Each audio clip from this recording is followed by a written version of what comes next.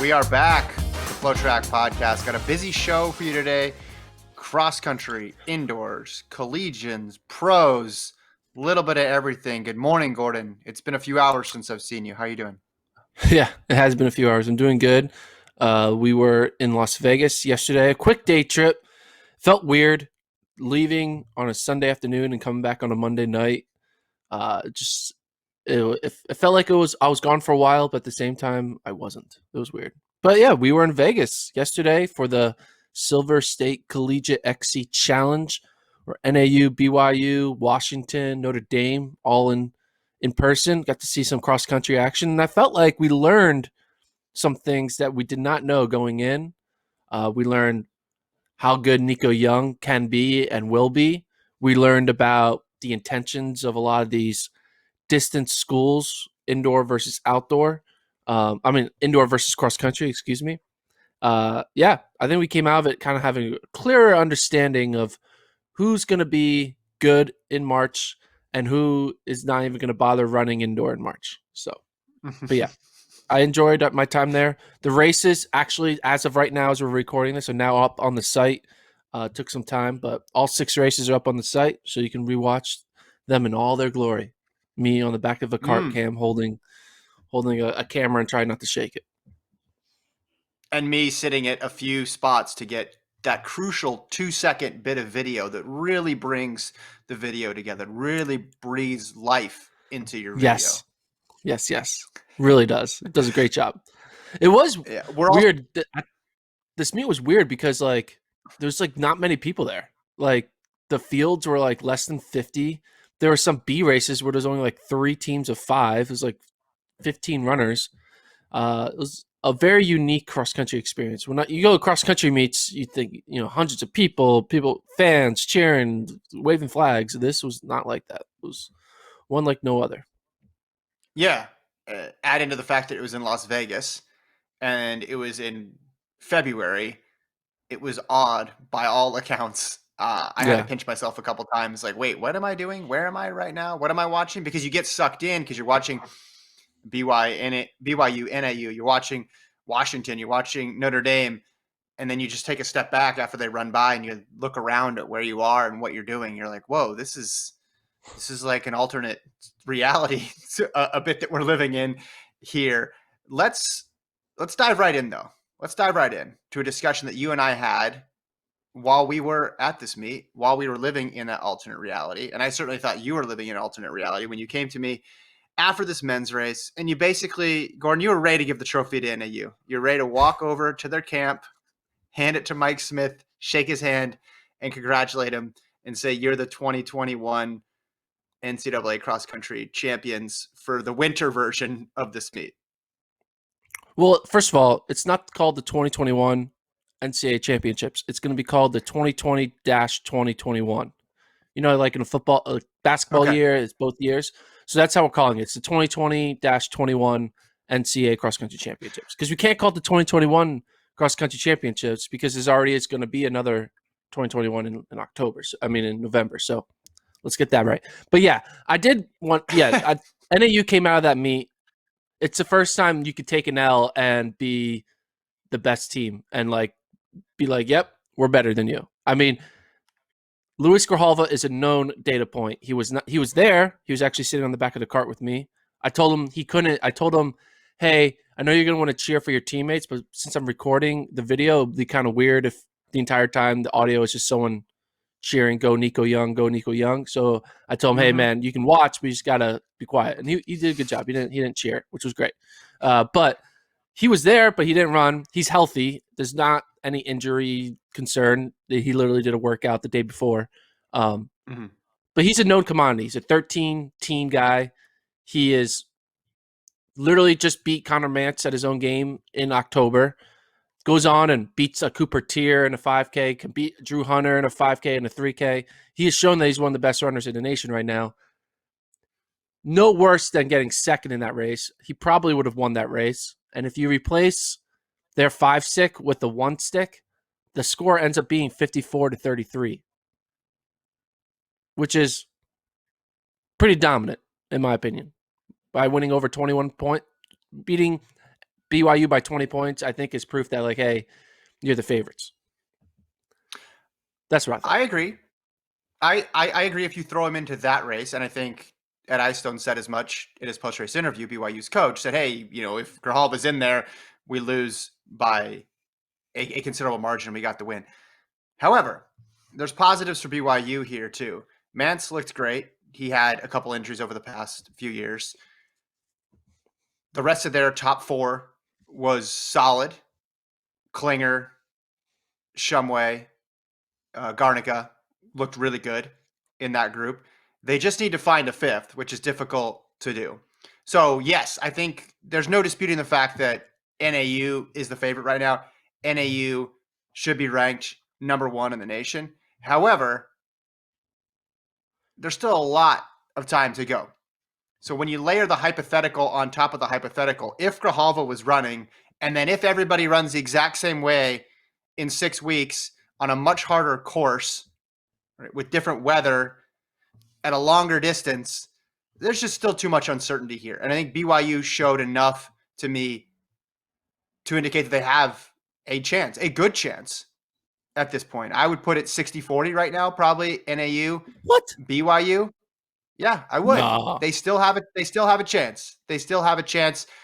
They have 6 weeks to shore up number 5, basically. And if they can shore up number 5, then it'd be a complete toss up. But you don't know how they're going to respond in 6 weeks. You don't know if everybody's going to run the same way for NAU. You don't know going to 10,000 if it's going to be, if Nico Young is going to be as good at 10,000 as he was at 8K, or if Mance will be able to put a little bit more separation when there's a bigger race here. So I think you're getting a little bit ahead of yourself by crowning him right now in February when we're still 6 weeks to go. Pump the brakes a little bit. That's all I'm saying. Yeah. Well, first of all, Mance putting a little bit of separation on Nico Young isn't going to mean much. It doesn't matter if he beats Nico Young by 20 seconds or 5 seconds. If there's only like 1 or 2 bodies between them, it's only a 2-point advantage or a 1-point advantage. So Connor Mance can win by a million miles, but if Nico Young finishes in the top 5 and Louis Grijalva finishes in the top 5, BYU does not have a response for that. Casey Klinger is good, but Casey Klinger isn't showing that he's a top 5 guy the way Nico Young and Louis Grijalva are. So let's talk a little bit about Nico, though. Oh, okay. Okay, fine. Let's talk about Nico. Well, no, let me start it off. Let me set the discussion on Nico off with this, though. When I talked to Connor Mance after the race, he was surprised. He was amazed by how good Nico Young was. He didn't really know much about him in terms of like whether or not he'd be in shape to run that fast, right? He said they obviously noticed Grijalva wasn't there, and then he noticed that another NAU runner was struggling and said, "Oh, who's this other NAU guy? This other NAU guy's really good." And then he realized, "Oh, this is Nico Young, right? This is one of the greatest high school runners in history." I thought that was funny. And he also talked about, and this is probably something that you can speak to firsthand sitting on the back of the cart. Mance had 2 ideas. Okay, basically, do I wait and kick or do I push from farther out? And he opted for the wait and kick strategy. And I think that just goes to show you how good Nico is, that Mance opted for that strategy. Maybe it'll be different over 10,000, especially in 6 weeks on a harder course. But Mance certainly was impressed by what he saw out there, and he was spending a lot of time with Nico at the front. Yeah, and even if Mance was like, "Hey, I could have probably won by more if he would have went earlier," but the fact that Nico was like dropping Casey Klinger was like a sign of like, "Hey, like I'm separate from like NAU's number 2 guy, Nico Young, is much better than BYU's number 2 guy in Casey Klinger," and that's what I got most out of that. Connor Mance is very likely to beat Nico Young in a 10K, the experience, the maturity, all that. But like Nico showed that he can handle it, that he's like not going to be like, I mean, Grant Fisher, finished 18th in cross.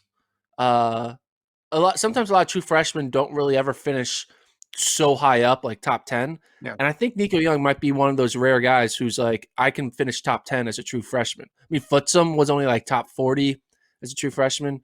I mean, I think obviously Chesrek was the unicorn, but like most true freshmen don't run up with the big boys in their first season, non-red shirt, true freshman. And I think Nico Young's proven that he's going to be a top 10, top 5 guy.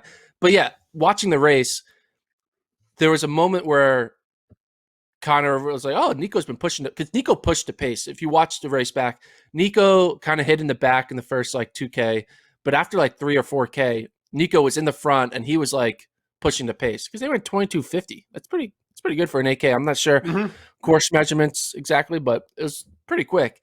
But there's a moment when Connor Mance made a move. I think probably maybe I couldn't tell if it was 800 out or if it was 1K out, but Connor Mance was like, all right, I'm going to make a move. I'm going to drop him, and it's all she wrote. I'll be by myself and I'll win this.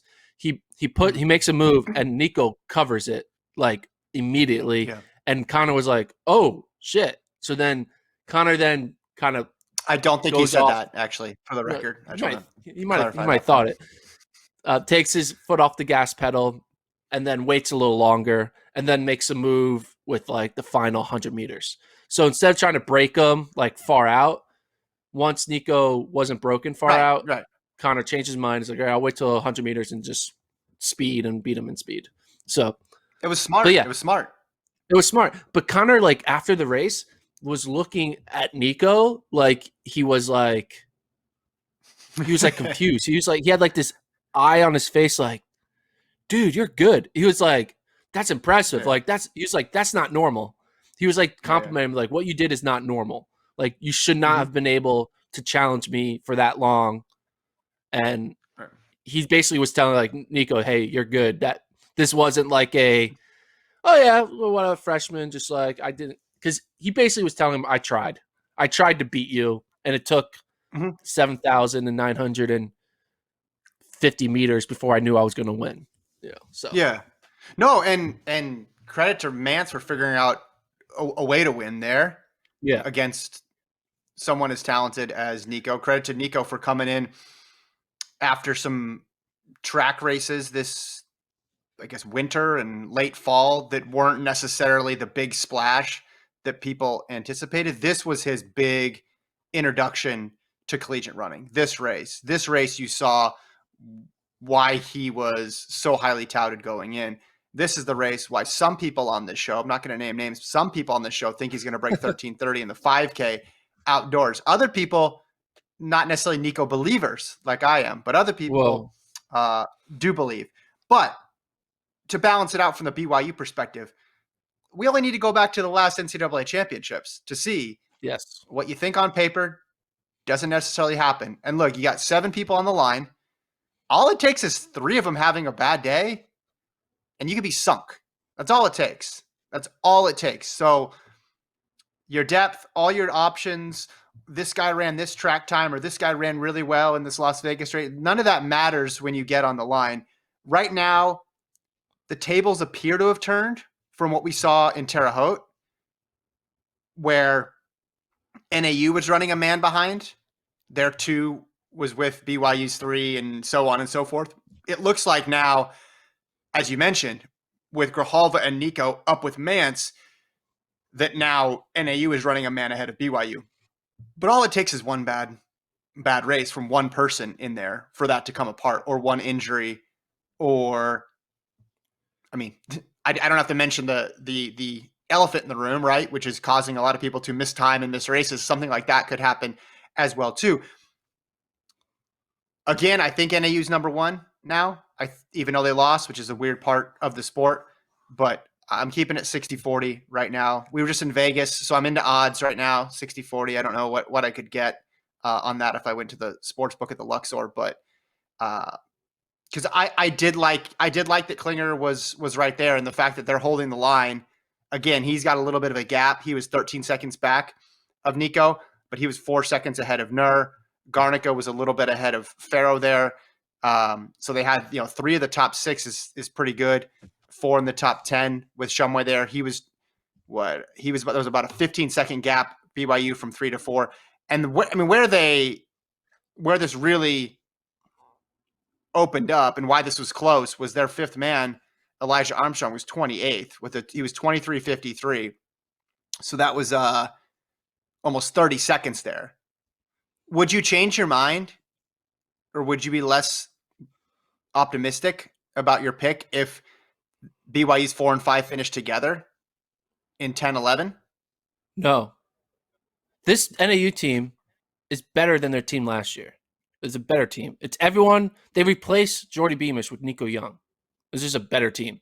They replaced Jordy Beamish, who they lost last year. They have to be better. But last year, but going into last year, they were considered BYU might be better too. No, BYU's not better. BYU might be better too. I think they might be better. I mean, this is going to be definitely bulletin board material for BYU. But, like, this is not a 60-40 thing. This is like, I think, okay, maybe I'm a gambling man, but I know you're like, well, look at last year. BYU beat NAU last year. You're like, I think we'll find out if last year was the rule or the exception. Because is it the exception that BYU just happened to win, or is it the rule where, like, NAU can lose any day of the week? Like, because the phrase, like, anything can happen in cross country. Well, if NAU goes out there and wins, that means, 4 out of 5 years, that means 80% of the time they're winning. Mm-hmm. That's not anything can happen. If you win something 80% of the time, it's not a crapshoot. You're a dominant team. And I just think their team is, I mean, throwing Drew Bosley as well. He's their top returner from cross. Like, we are comparing. You really want to use that? You really want to use that one as the data point there? The top returner from a race where half their team didn't run well? That doesn't mean. Come on, that doesn't. Bosley's as a true freshman. Bosley's great. Bosley's great, and Bosley, yes, you're right. He could be top 5. Again, though. Look, like, you're putting a lot of weight into this gap between Young and Klinger, which was 12 seconds. That's 12 a lot. seconds. So it's a lot. That is a lot right now. But when we talk about another 20%, what's 20%? That's like a 15-second gap when you get to a 10K. How many people go? Could go the other way though. It could go the other way though. It could get smaller when you go to 10K. 9-second gap. It's still with a different course. 6 weeks from now, which is eternity in cross country time.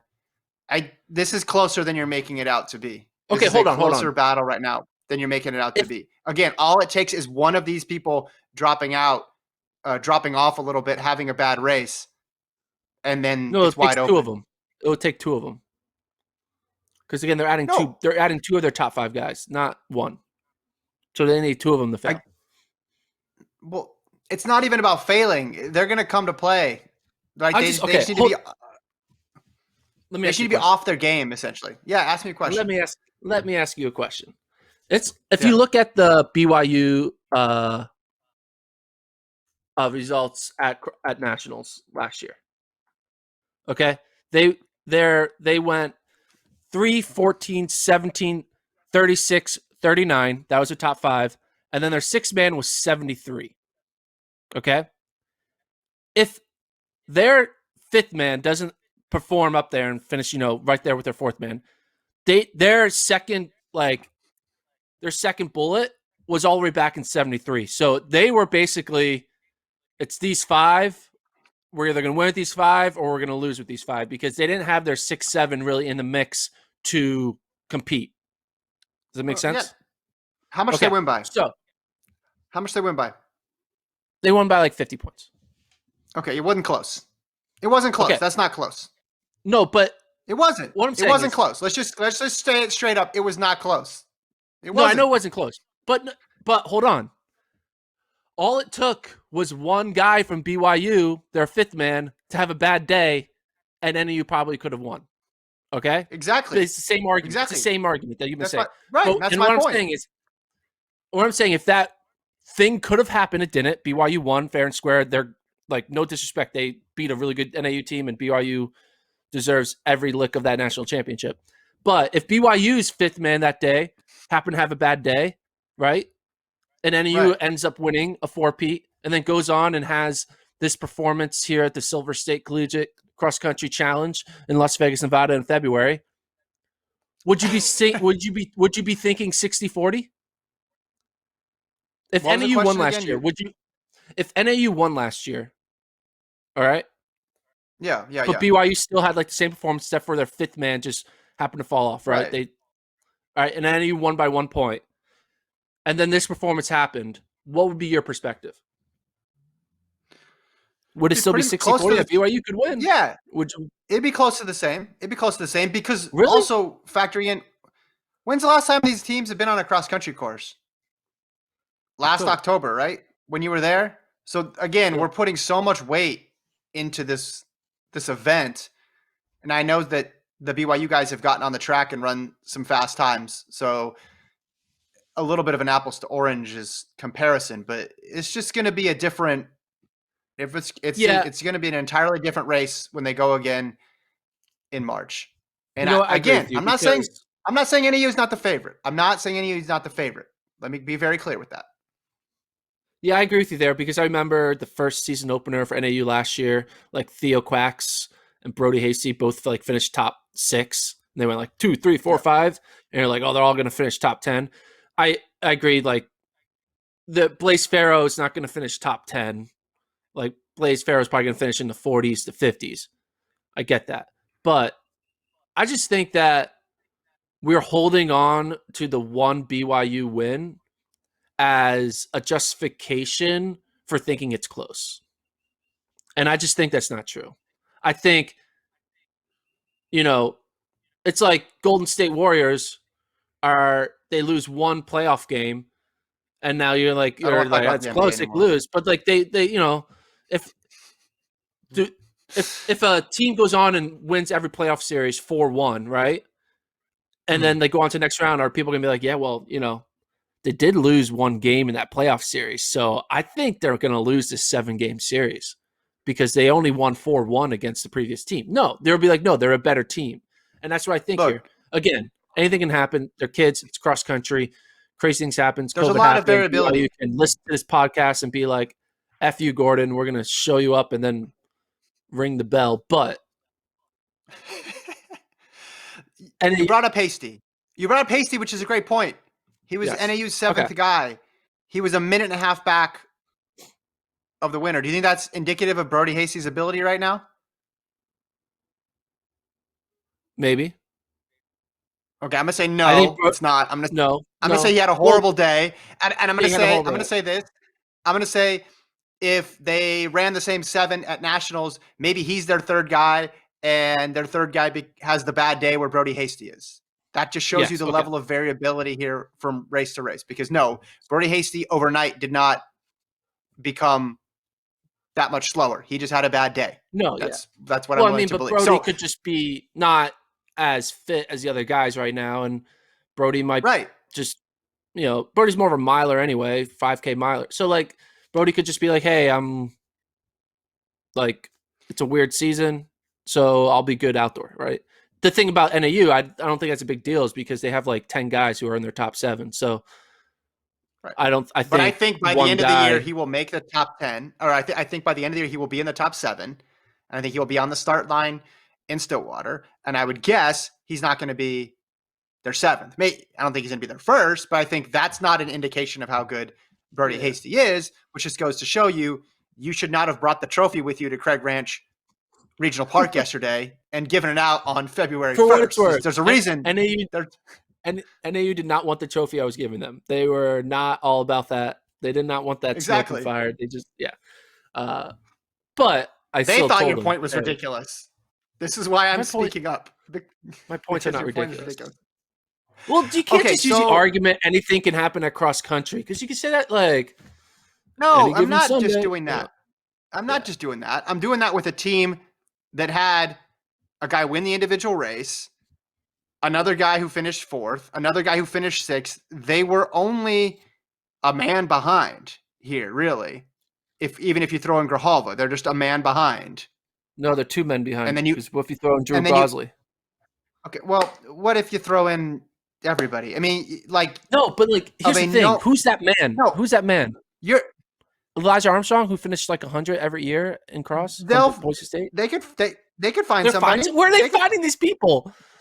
They're B team. Somebody that like factory where they like grow a new. Hey, we need a new guy, and like I know, but adding Bosley is not the same thing as adding Grijalva. Grijalva is a legit game changer because he's somebody who can be, well, top 3. But who versus is BYU Bosley, adding? well, I mean, Armstrong could run better, of course. That's a possibility. Troutner could run better. That's a possibility. So I mean, there's we are. it's not like You're more. it's not like they've lacked depth. BYU has never had a depth problem. Okay, hold on. So we are banking on BYU's Elijah Armstrong, transfer from Boise State, who always finishes in the hundreds, or Aiden Troutner, who is a freshman, over sophomore Drew Bosley, who literally finished top 25 last year. No. What we're doing is I just looked up the B race, so 24:01. So they would have got Okay, no, we're not. 31st. There would have no. I'm just looking. The winner of the B race was 8 seconds behind Armstrong, and for BYU, and that was Ethan Cannon 24:01, Connor Weaver 24:03, Adam Wood 24:04. They got options. I'm saying you add in Great names. the time. Great BYU names. You add in you're not making any friends today. You add in that it goes to 10,000. The course gets harder. I'm just saying there's all sorts of variables get thrown into the mix, and they have a shot. It's not like they got 8th in this meet. They didn't. Mance is healthy. I'll give you they have really a shot. good. I'll give you they have a shot, but it's not 40%, man. Like, okay. It's like I have no way 15. of proving whether or not that was right or not, because even if they lose, I could say, well, they had a 40% chance and then they lost. Yeah. But if they win, I'm good. Okay, Let's change topics. I think let's change topics though. Okay. We've heard your point. You're gonna bring the trophy, drive it down to Flagstaff. We get it. It's over. Something we learned here. A couple things we learned. Well, we learned talking to people. Long story short, not a lot of people are running indoor or prioritizing indoor. Correct. And I think that's a headline to come out of the meet. And that's why you go to these meets, Gordon. That's why you show up, you talk to the coaches, you talk to the athletes, you put your iPhone 11 in front of their face from a socially distant 6 feet away, and you say, hey, what are you doing this winter? Yared Nuguse says he's focusing on cross country. NAU says they're focusing on cross country. BYU, Connor Mance said, okay, yeah, I'd love to do both. That would be awesome. But the priority probably towards cross country. But they're going to look at descending order lists, as I'm sure all coaches are doing. So we are left with a situation here where, at least on the men's side, we don't know what's going to happen with the women. Might be a little bit more complicated there. That this indoor field is going to be wide open, and everybody seems to be going all in on cross country, which surprised me. I got to be honest. Yeah, I mean, first of all, NAU they could have put like 5 guys in the 5K, right? They would have had the favorite in the 5 and the 3. That goes away. Mm-hmm. Notre Dame, they would have been the favorites in the DMR. Nuguse would have been the favorite in the mile, maybe even a top 3 favorite in the 3K. And then you see these announcements that Nuguse and Grijalva are focusing on cross, and Connor's kind of on the fence. I think Connor's going to do both. But at the same time, over in Arkansas, Oregon is tearing it up, and so is Arkansas. Like, Amon Kemboy is running well. Oregon's Cole Hawker and Cooper Tier running 744, 746, something like that. They've run a 919 DMR collegiate record. So they're running fast miles. Oregon is tearing it up. Mm-hmm. And I think that shows that, like, basically Oregon is saying, all right, we're putting all of our eggs. We're going to the well for indoor and see what we have left for cross. And then NAU, BYU, and Notre Dame are just going to avoid the well of indoor, skip it, and leapfrog right to Stillwater and then go all in on cross. I get it. As a fan, I would have wished everyone tries to do both, because I thought it would be kind of cool to see, like, trilogies, see Connor and Luis Grijalva face each other at the 5K, 3K, and then at the 10K. And, like, see someone try to go for all 3 and then someone get upset in the cross. That would have been kind of cool. But I think, didn't Yared say something about how it's kind of hard to train for mile type race efforts while you're still trying to also prepare for a 10K? Exactly. The difference in the distance, just too much to do simultaneously. And then I think from the BYU NAU perspective is they put so much value in the cross country season. We could win a national title there, whereas they don't see that possibility. in indoors, and then the toll that it would take of, okay, I'm going to run a 5K or a 3K, especially the 3K, and then I'm going to come back 2 days later. If we lose by 2 or 3 points, that would be really devastating as a team, because maybe I could have gotten those other points if I wasn't as tired. One thing I noticed as well too, we talked about this before when we heard some people go pro. How many reigning individual NCAA champs are there? Or how many NCAA champs are there at all competing right now in the NCAA still? I can Not think of many. one, Yard Goose. And I think Yeah. if we had a situation where Wayne Kaladi came back, we would see her do it, because it was the next challenge for her. Oh, I'm going to try to do both. And if it doesn't work out, okay, I still got some individual titles. But we have a lot of people, Gordon, going for their first.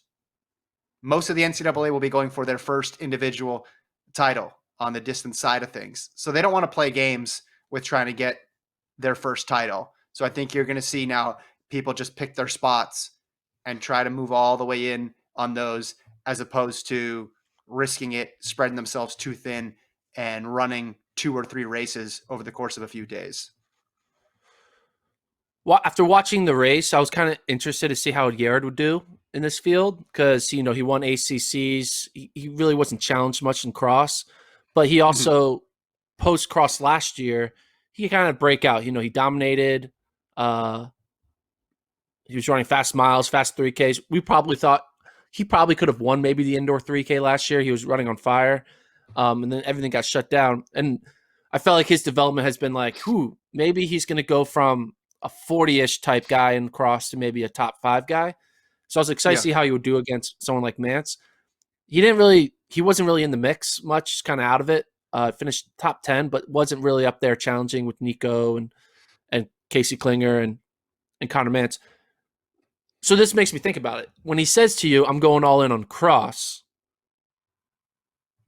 he's not in the mix to win individually. So clearly he's going all in on cross for his team's purpose, right? Yeah. And they have a good team, but their team is definitely not really in the category BYU NAU yet. Maybe, like you said, anything can happen. They could put it all together 6 weeks from now. But he's a senior. He has a Mm-hmm. chance to make an Olympic team. You said this to me off the pod, but do you think him foregoing an opportunity to rack up an extra NCAA indoor mile title or an NCAA 3K title hurts his value as a pro? Because he Yeah. could go into negotiation of like, hey, I'm a 4-time NCAA champion or something, 5-time, Mm-hmm. right? Because he has 2 DMRs, 15. They can add 2 Yeah. more. Yeah. He Yeah. could like rack up all Yeah. these. He could be like 6-time NCAA champion, but he's going to forgo that opportunity to be like, I got 25th at cross. Yeah. It's just like, Yes. Oh, it is surprising to me, and especially with the DMR component with Notre Dame, you could still have that team element and then allow them to compete indoors. When I thought about it more, this is what I thought about though. Maybe they're worried about just jamming a lot of races together in a short period of time, and cross just leads into a nice buildup for outdoors. And the priority really is outdoors. Defend that outdoor title, go into the Olympic trials with a shot to make the team, and then that's where you get the contract at that point. That's the only thing I could think of, because you're right. He is guy's a miler, right? yeah. 3K stretching range, but the guy, I mean, he reminds me, I've said it before, he reminds me of Weeding, in that he has, I know Weeding was, made a lot of hay as an 800-meter runner, but he has that nose for the finish line. He knows how to win. He knows how to judge his effort and judge his kick. He seems so comfortable on the track, regardless of if the race is fast or if it's tactical. He finds ways to put himself in the perfect position to win every single time. So that's where it surprised me, because the complete opposite of that is, okay, 10K in Stillwater on some rolling hills. It's just, that's as far of that from that as you could go. But maybe from the mental side of things, it's a good adjustment for him heading into outdoors. But yeah, it's a big surprise. I wanted to bring up something else that I think we learned this weekend, which is that the women's race is wide open, not just because of what we saw in Las Vegas, but we talked to some coaches, try to figure out what's going on with different programs. And there's a lot of, I'm not quite sure, going on out there of who's competing in what, who's emphasizing what, who's cross, who's indoor. BYU won this meet, but the New Mexico women weren't there. BYU was missing their one and then two other pieces from their top five as well too. They could be a podium team.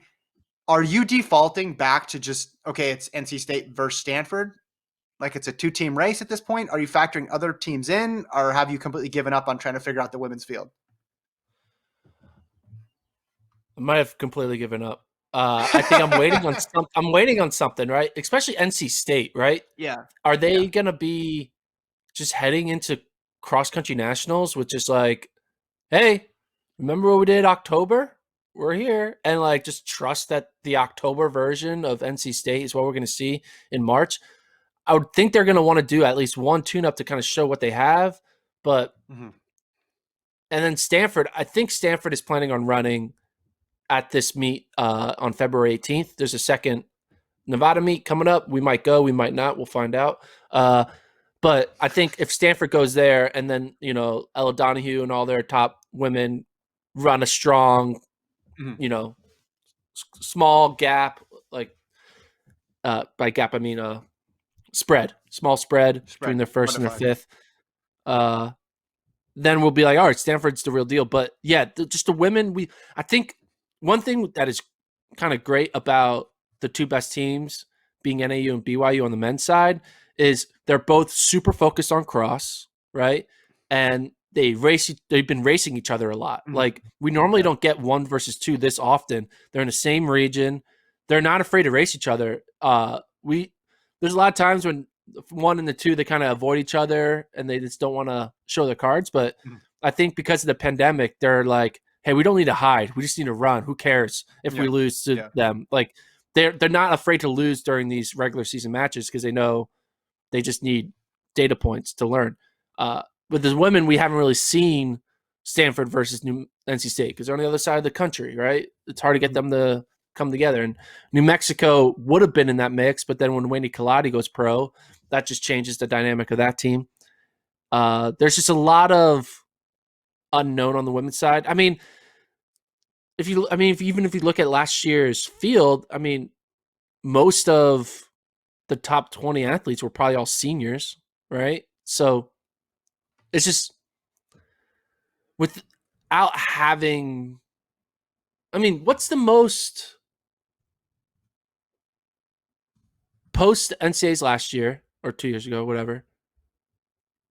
Have we had any like true barometer, like understanding of the women's field during invitationals the way we have on the men's side? Because New Mexico hasn't run, right? They haven't run.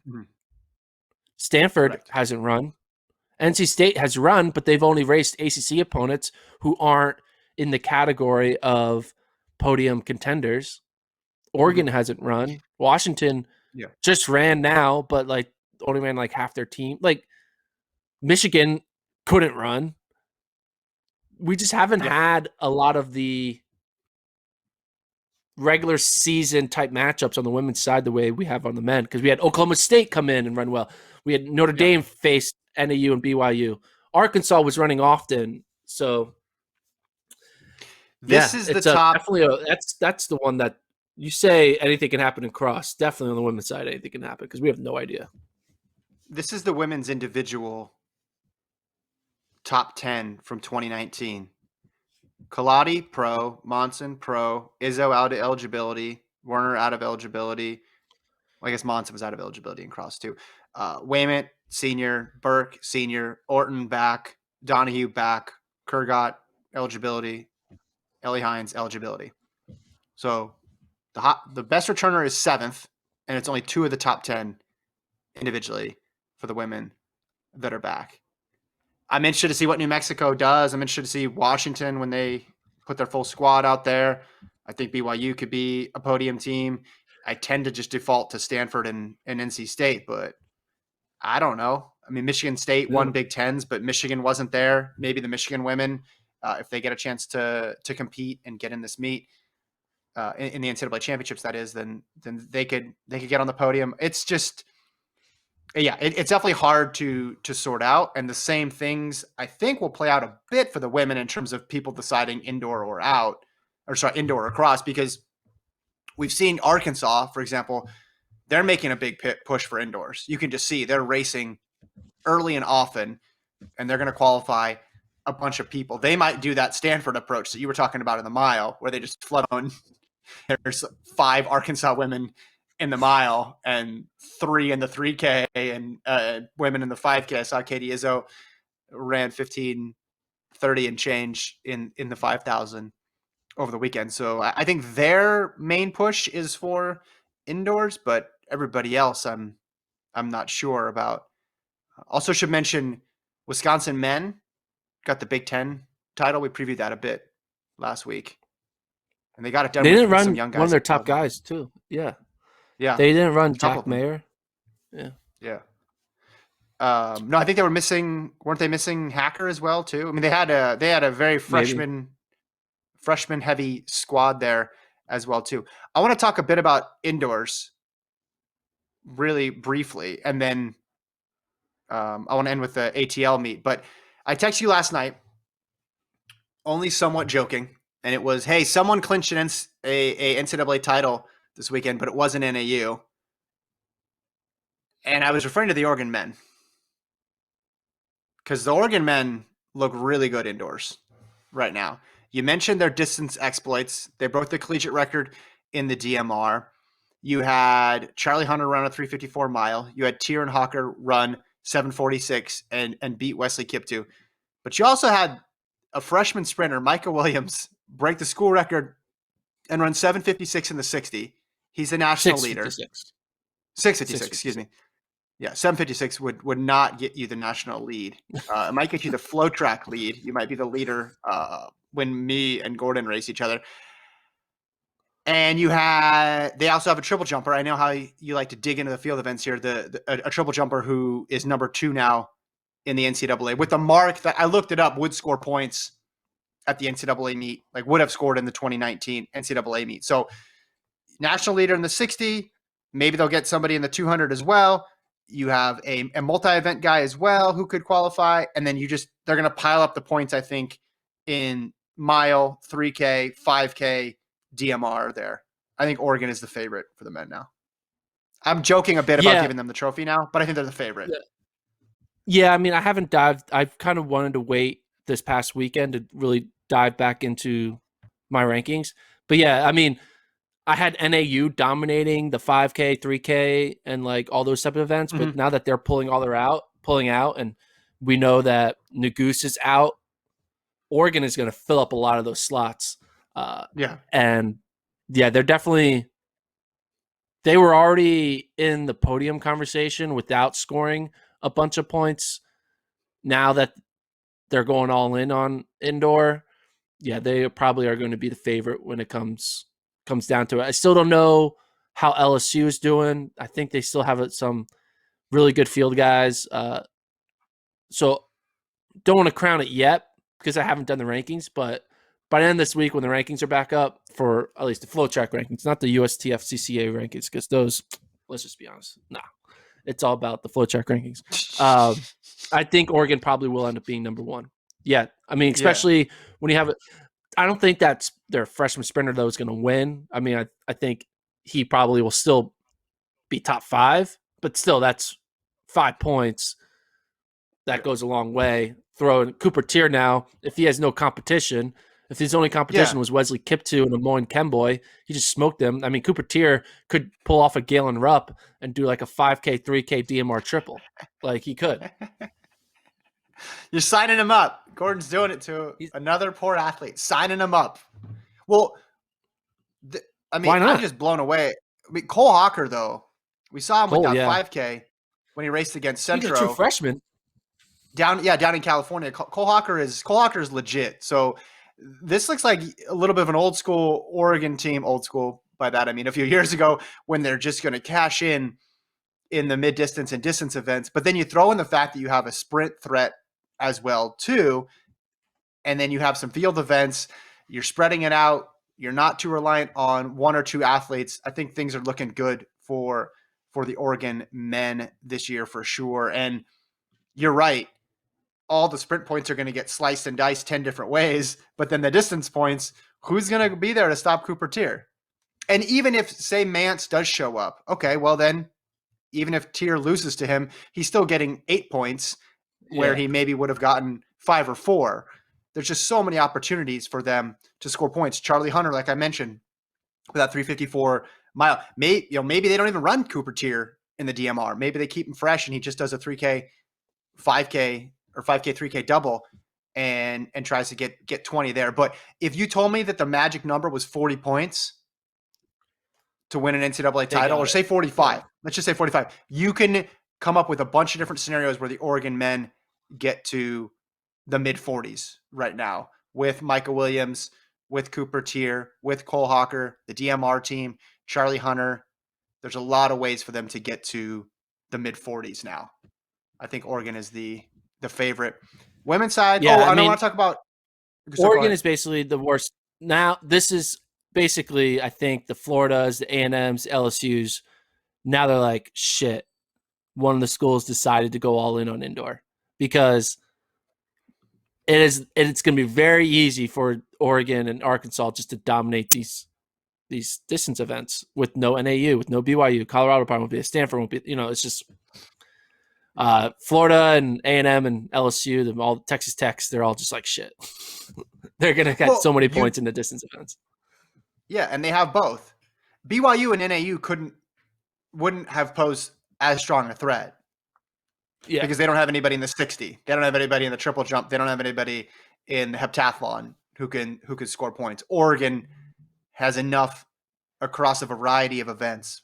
And Micah Williams, man, remember his name, just a freshman and running 6:56. That's really impressive.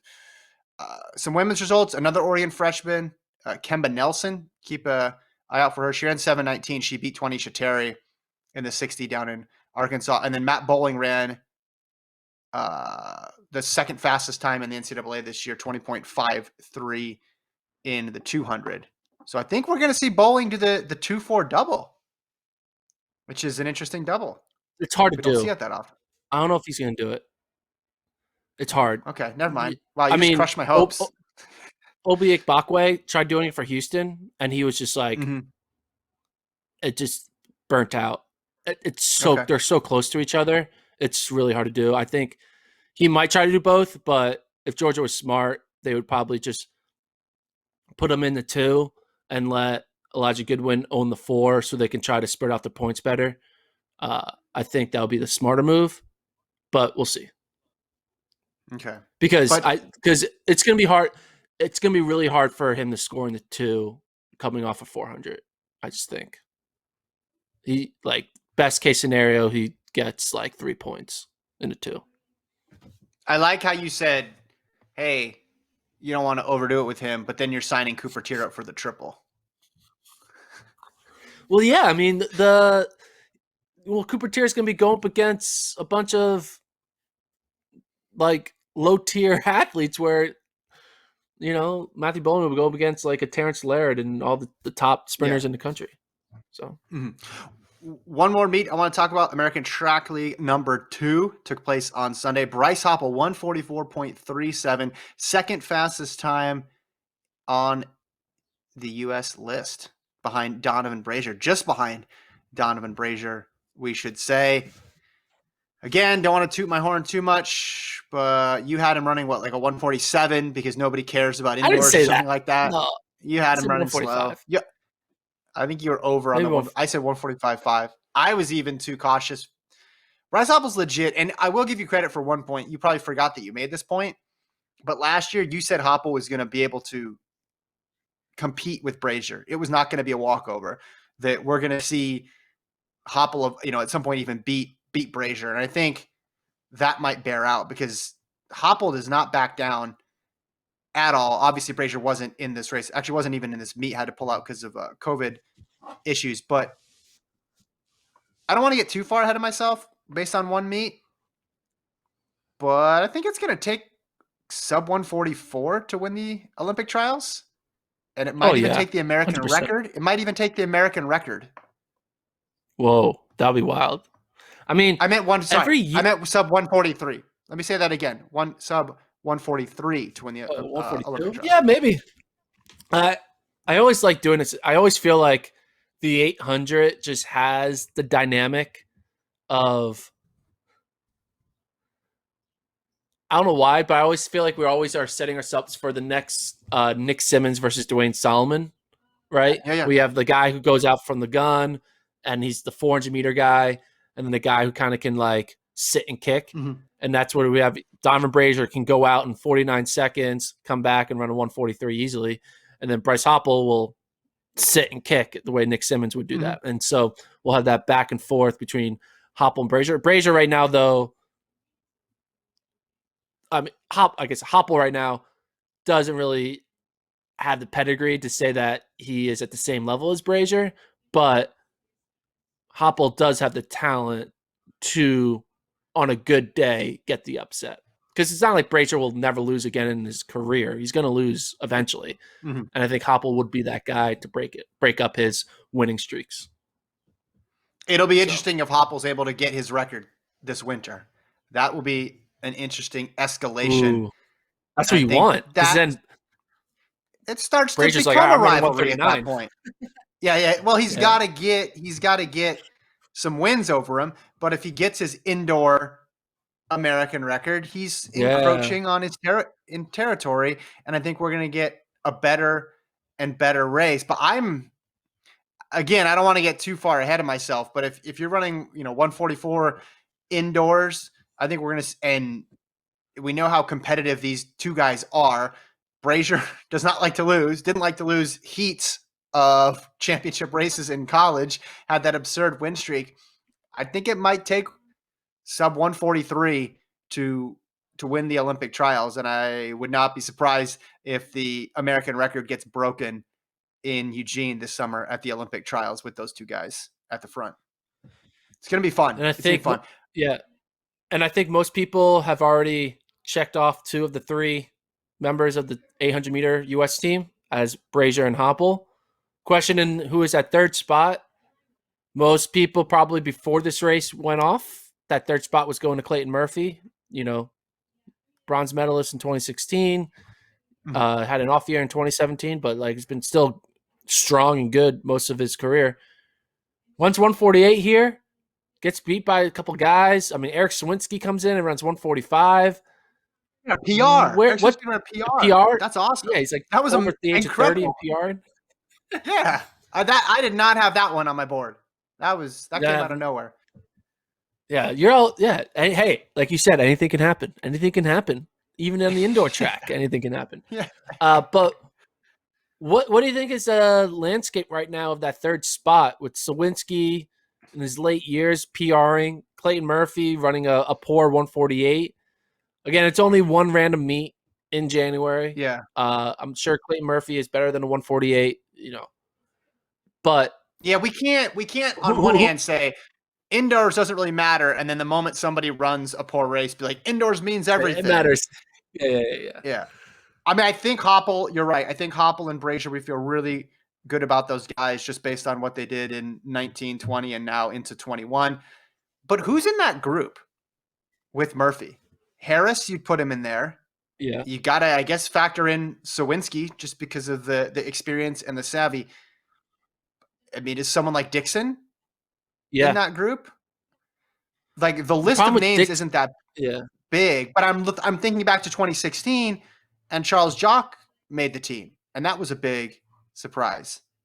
In fact, Gordon, you may have read the story, but he rode his bike to the meet that day. I don't know if you read that story. I heard about that. Charles Jock rode his bike, but I would. So there could be a huge upset like that, but I don't know who else is in that group of guys who can get. My worry about Dixon is I think he's probably the most likely candidate for third, but he's the least race round ready. Like, I don't think he's ever done 3 rounds in his career for an 800. Has he? Has he ever done USAs in 3 rounds? I can only Like, I don't think. I know. can only picture him. I can only picture him at NCAA's, but I Yeah. could be. I could be wrong. Yeah, So I'm I not feel like sure. that's his one thing that if coach is smart, they would be like, all right, we need to get you ready to be able to do back-to-back 800s and then prepare for a third 800. Um, Hmm. yeah, Harris, but we haven't seen Harris run much. I don't know. There'll be a That's person the who thing. emerges. There will There'll be a be person somebody who who emerges. emerges. But if Harris and Sawinski and Dixon have strong springs and Murphy is just running like 146s, people aren't going to just give it to Murphy. They'll be like, all right, there's an opening. Mhm. They'll Mhm. if there's a bunch of guys who are being consistent and Murphy hasn't like gone into the 144 realm often, people will be willing to be like, all right, I'm willing to give someone an opportunity to take Murphy's spot. Mhm. I just looked it up. It looks like Dixon ran USA's in 2017, so he's pretty young then, and went out in the first round, and then didn't run them in 2019 per my record. Yeah. So to answer your question, no, he ran No. 2 rounds. He ran 2 rounds at NCAA prelims and then 2 rounds at NCAA finals, but those were separated. 2 weeks. I'm guessing you're talking about the way they run it in a Three championship three style. Right? races in 4 days. Yeah. Yeah, the women's 800 is just so much different with the tiers that you have, because you have Raven Rogers, Ajay Wilson, and then you have that next group of women. You include a thing Mo in there. You include Hannah Green, Sierra Brown.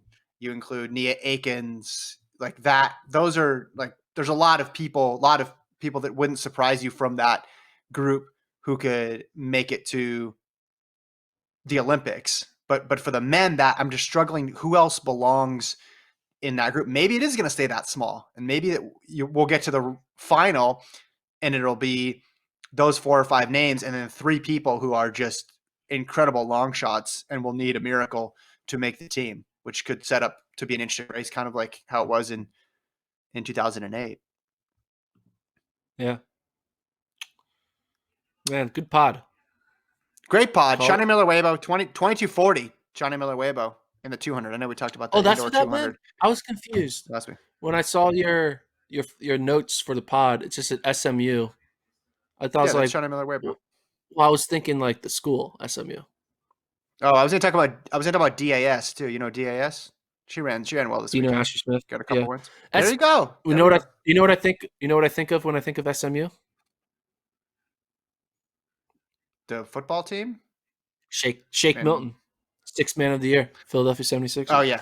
I know Yeah, you this don't is want to no think about longer a NBA. podcast that discusses basketball anymore. Are we going to be back on Wednesday? Or are we going to do Thursday, Friday? What are we going to do? What's the strategy I here? don't know, man. What do you think?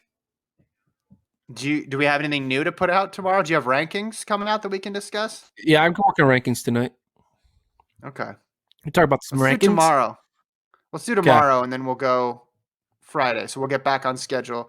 We were on site yesterday, which is why there was no Monday podcast. But you can find where can people find the races, Gordon? All 6 races. FloTrack.com. Okay. Check it out. I mean, they're all on the site now. Thanks for They're on the site now. I'm going to check. I'm double checking to make sure you're not making things up. You can also watch interviews from the meet on the site, conducted by yours truly. Again, a little rusty. Hadn't done many interviews in a while. So be nice to me. Oh, I hear that background music. Let's go. Let's get out of here. Thank you, Gordon, for co-hosting. Thanks to Alon for producing. We'll talk to you guys tomorrow.